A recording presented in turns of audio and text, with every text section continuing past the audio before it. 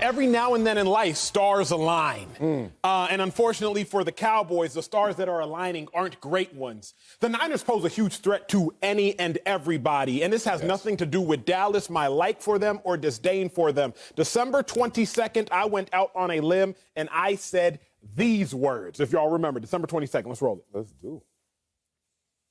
Oh, you're cute. Look at that. San Francisco 49ers will win their first playoff game. Point blank, period. I don't care where they wind up, who they play against, how they play there. They will win their first playoff game. I have more confidence in this Niners team than every other NFC team, and I know the Packers are going to get a bye. So December 22nd, I said the San Francisco 49ers will win their first playoff game. I don't care who they play against. I don't care where they play. The San Francisco 49ers do something that no other NFC team does, and that is play incredibly physically. Every NFC team, whether it be the Packers, a little bit of finesse. Y'all know what Aaron Rodgers does so wonderfully. The Buccaneers, a lot of bit of finesse. Tom Brady lead the league in passing yards. The Arizona Cardinals, ain't nothing but finesse. The Los Angeles Rams, finesse, finesse, finesse. But the Niners, smack you in the mouth. They say, I don't care to be pretty. We gonna be gritty. We gonna be grungy. We just gonna sit there and punch you in the face. Now, my Philadelphia Eagles, they set a franchise record in rushing yards. Some people will say they are grimy as well. There's a difference in running attacks, America. There's a quarterback run game, which is still efficient as it pertains to acquiring yards. Then there's just a true traditional run game, which is this ain't going to be outsmarting you, tricking you. We're going to line up and punch you in the face. That's what the Niners do. It's a huge threat to the Cowboys' sell because the Cowboys do not do much of anything bad at all. Okay, there you go. As a team, the Cowboys don't do much of anything bad, but the Cowboys do one thing mediocre. Stopping the run. You might say, well, Acho, the Cowboys are 16th in stopping the run. That's middle of the pack. Look closer, America. 23rd in yards per attempt. So while the Cowboys are middle of the pack in overall yardage allowed, they're 23rd in how many yards do we give up per rush? The Niners are 29th in passing attempts, meaning the Niners ain't even going to try to pass the ball. Right. The Niners are 5th in rushing attempts, meaning all the Niners want to do is run the ball. Cowboys, the only thing you do bad is stop the run. Niners, the only thing we want to do is run the ball. Niners, 5th in rushing touchdowns. Niners, 7th in rushing yards. Cowboys, 16th in rushing yards allowed. Cowboys, 23rd in yards per attempt. It's a bad combination, big dog. Niners are a hungry, tough, gritty football team, and the Cowboys are a great football team, but they a pretty football team. Pretty and gritty don't always mix. Strong take. That's how we come back together. And I'm glad you went and actually went into the archives for December 22nd, because that feels like the last time I seen December 22nd. And it's been a long time since I've been around the Acho-ism. And I just got one. My English teacher just smacked me upside the head. She said, I don't know if incredibly physically is the way you should say it, but baby, you know how to say it, Acho. Good to see my dog again. I'm with you, though. Woo, Cowboy fans. You know I'm one. It's going to be hard for me to cover up the jersey that I want to wear, the jersey I once wore as a Dallas Cowboy, and say that these 49ers aren't a threat, but they're a big threat. I say they're a big threat because of some of the reasons you say. The running game, the resolve, and how they respond in that resolve that we saw last week, 17 points down, and more importantly, how they've done it all year long in terms of starting off the year under a firestorm, if you want to call it, quarterback controversy, direction of this team, leadership of this team, where are they going to go? Not committed to Jimmy G, but still reluctant in that commitment, and then had to go with Jimmy G, and Jimmy G somehow, some way, is always the magic wand, the magic straw that stirs this thing masterfully for this team. But this is a team that's up and down. Let's not act like this team is going to just show up and show out. It's something about this team that they have to muck it up for them to respond to their own mess that they created. Now, here's the conversation. Are the Dallas Cowboys going to mess this up? Are the Dallas Cowboys going to give them that deficit, that back against the wall? Whatever it is, the mantra of these 49ers this year that makes them respond like they do. I don't see it this year. I understand that the Dallas Cowboys, 3-4 against playoff teams. All right. You juxtapose that to a 4-4 team when you talk about the 49ers. So basically, they both were evenly matched against a good team. So you go into the playoffs and you go beyond the stats. Number one team, Dallas Cowboys in offense. Look at the 49ers. Only two other teams are like the 49ers, and this is interesting. Top 10 in offense and defense. That will be the Packers. That will be the Buffalo. Everyone is loving and glowing over the Packers. Everyone's looking at Buffalo with suspicion. How come we're not looking at the 49ers with the same suspicion? Just because of how they respond. So I look at this situation like if I'm a Dallas Cowboy, I know that all we have to do is go out there and play our game, and the 49ers, based on their resume this year, won't respond to that. If we don't play our game, if we give them some mistakes, if we let them into this game, then obviously they're a huge threat. I like that. Let me take it a step further. They always say in relationships, people change, right? Particularly in marital relationships. The person you start out with is not necessarily the person you will end up with. They change, they evolve. So don't care so much about who you initially got engaged or proposed to. It's who are you married to now? In the same manner, I don't really care who the 49ers started out as or who the Cowboys started out as. Who are you now? Yeah. Now, while we can look at the last game or the last 4 weeks, we can look at since week 8. 49ers have the best record in the NFC at 8-3.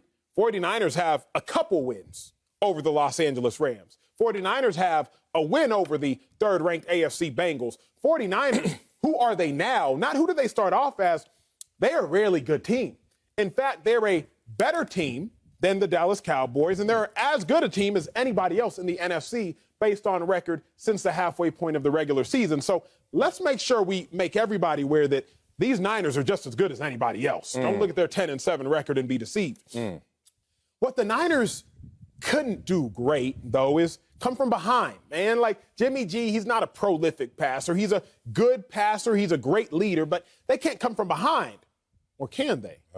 Yesterday, down 17-0 against one of the most prolific offenses in football, the Los Angeles Rams. Come back from down 17-0 to not only take that game into overtime, but win that game in overtime. So now the one thing we thought the Niners can't do great, they actually showed the ability to do. But let me let y'all in on some inside news. Who's the 49ers defensive coordinator? He used to play. What's his name? DeMeco Ryans. DeMeco Ryans, Texas. I was going to say, yeah. He used to play with me in Philadelphia. That ain't helping you. That ain't helping my case. Where did he used to play? In Philly. Who does DeMeco know incredibly well? Not only the Cowboys personnel, because DeMeco was still there in 15. I forget if he was there in 16 or not. But DeMeco knows the Zach Martins of the world. He knows the Tyron Smiths of the world. He definitely knows the Ezekiel Elliott's of the world. He knows the Kellen Moores of the world. And I know this much. DeMeco is coordinating this defense of San Fran to a top 10 defense. Styles make fights. The Cowboys obviously are incredibly talented, are more talented, top to bottom, than the 49ers. But I think the 49ers the 49ers do have their number, because I knew the 49ers had anybody's number. Damn, you got warmed up. Now you're hot. Now you done burned yourself. Look at you. The second take is all of a sudden they got their number now. We went from, they're a big threat to now they got their number. You should have led with that. And then we could have had some fights up in here, some juice up in here. Nah, they don't have their number. One, we don't know what. Let's talk about numbers. All right. Who's the coach of the Dallas Cowboys? McCarthy. Yes, sir. What's his record against Kyle Shanahan? Got to give me that. I don't know. Oh, yeah, exactly. Undefeated. Undefeated against Kyle Shanahan. Jimmy G didn't play in either of those games. But the point is, hey, he undefeated against Kyle Shanahan. Now, does he have his number or not? Kyle Shanahan doesn't have his number. You look at these two teams, they're both bad in penalties. 31st. They're both going to make mistakes in terms of giving you the hit and yardage. Look deeper than that. Which team, if they run the football effectively, you could damn near guarantee they're going to win? It's not even the 49ers. No. Because Jimmy G, that's the issue with Jimmy G to the fans of the 49ers. We run the ball great. Jimmy G, why are you messing it up sometimes? You can't say that about Dak Prescott. When has he ever messed it up when they run the football effectively? Cowboys 11-0 when they rush for 100-plus yards. 11-0. They run for 100-plus yards. It's a wrap. It's not a wrap for the 49ers. That's why they don't have their numbers. Also, Cowboys are 9-1 this season when they win the turnover battle. I don't know which team in the NFL has the number one ranking in terms of turnover. Dallas Cowboys. There you go. Yes, sir. So I don't see how they have their number. I see how if the game goes the 49ers' way in complexion, they're going to play up to their style. But if this game goes as both teams are playing a tug of war in terms of, I want to go out there, number one offense, take the ball away. You want to go out there and run the football and try to protect your quarterback to a degree. How's that going to play out? Dallas Cowboys' favor. That's a good point. It's almost, though, Sel, like a tug of war. Yeah. I just think that the element of running the ball is a more dependable element than the element of passing the ball. Because we're talking about if the game goes the Cowboys' way, the Cowboys win. If the game goes the Niners' way, I think the Niners win. Vegas says the same thing. Cowboys currently up by 3. Yeah. That's a pick 'em. Cowboys at home. Y'all figure that out. Exactly. That's what Vegas say. Exactly. Y'all got that. I just think it's more likely the game will go the Niners' way. Why? Because when they say you go on the road, pack your defense, pack your running game. You need both them things.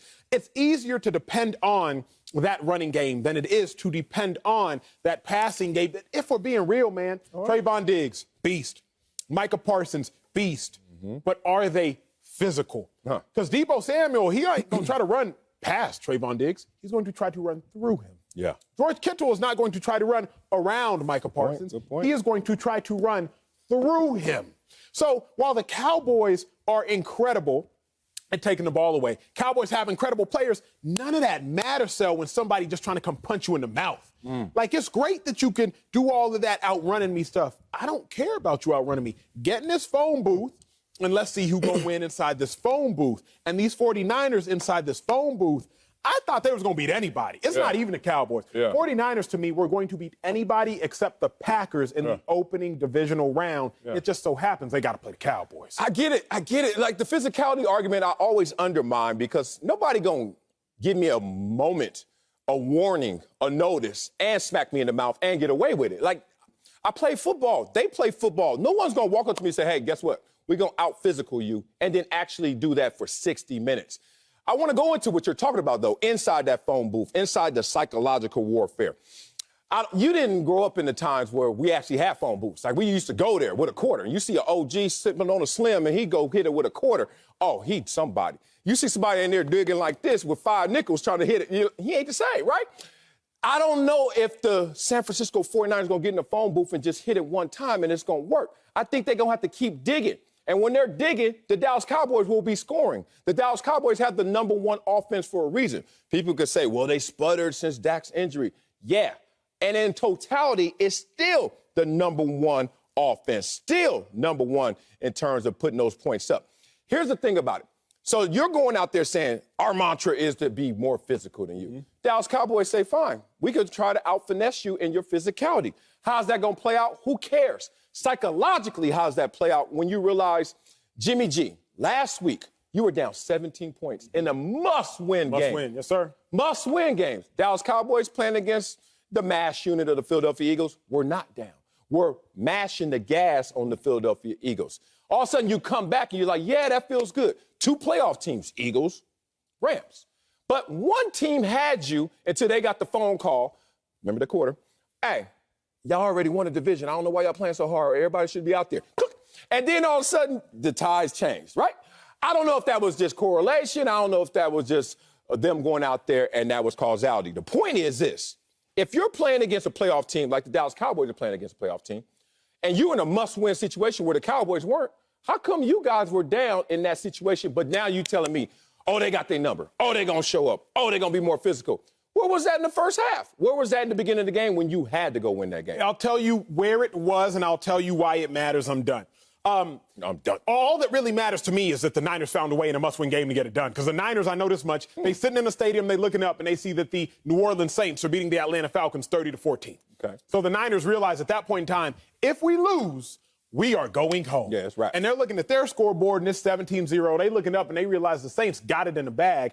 The Niners somehow found a way. Yeah. But even in the midst of the Cowboys' thrashing of the Philadelphia Eagles, and it was a beatdown of the Philadelphia Eagles' backups, keep in mind, don't do this. The Eagles rushed for 150 yards in that game, and the Eagles averaged 4.5 yards per rush. Y'all just very much so remember, even with these Eagles backups, Jalen Hurts was not on the field, Miles Sanders was not on the field.